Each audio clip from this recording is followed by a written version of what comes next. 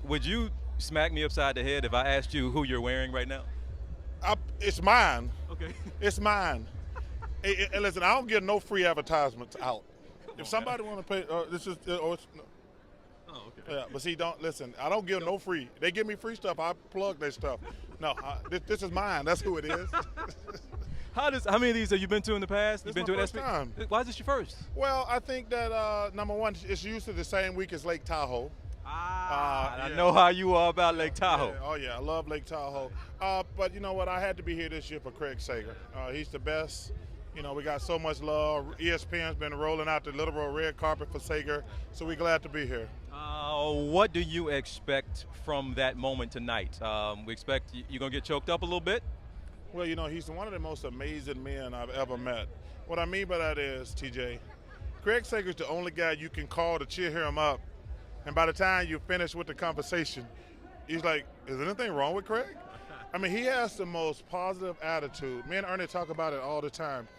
We call him to keep his spirits up, and by the end of the conversation, he make us feel like it's an amazing thing. So he probably get emotional tonight, but I'd be surprised. You still get geeked up at this stuff. You've been around a lot of folks, a lot of red carpets, a lot of superstars and all this. But do you still get geeked up to see certain people?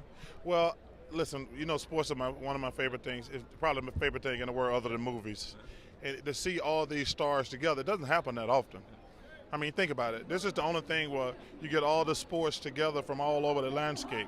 So it's pretty cool. I got a chance to meet Richard Sherman earlier today. That was pretty cool. Got a lot of, I really admire and respect that guy. That was cool. But I met a bunch of people. I got to see my boy, Nature Boy, Ric Flair. I love the Nature Boy. So it's pretty cool.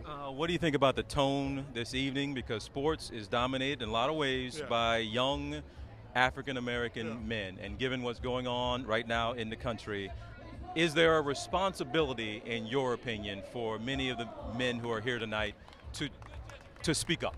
Well, first of all, I don't tell anybody what to do. I think if you want to do it, I try to do it as much as I can. And it's a double-edged sword. People want you to speak up, but they only want you to speak up when they agree with you. But I don't mind that. Listen, I think that we need to all step back because we need the police. The police have made some mistakes, but we need the police, especially in the black community. And we need other Americans, white, black, Hispanic, whatever, we need them to understand that being a policeman, that they're under a tremendous amount of pressure. But also, on the other hand, we as black people, we have to do better also. We can't blame everything on the cops and the evils of racism in society. We have to do better as a people. It's not a simple fix, but I think President Obama said something really profound in his speech down in Dallas. He says, we expect too much from the cops and not enough expectations for ourselves. And I thought that was very profound. It's really got to be that we got to help the cops police our neighborhoods, but we got to do better in our neighborhoods. Last thing, you hopeful about the direction we're headed now? I'm always hopeful. No matter what good or bad happens, I'm always hopeful. I always tell people that we get beat over the head with the negativity, but there's more good than bad. Like, bad's always going to happen. Always has, always will. Even you look at some of these terrorist bombings around the world, bad is always going to happen, and it's going to be the loudest. But there's always more good than bad.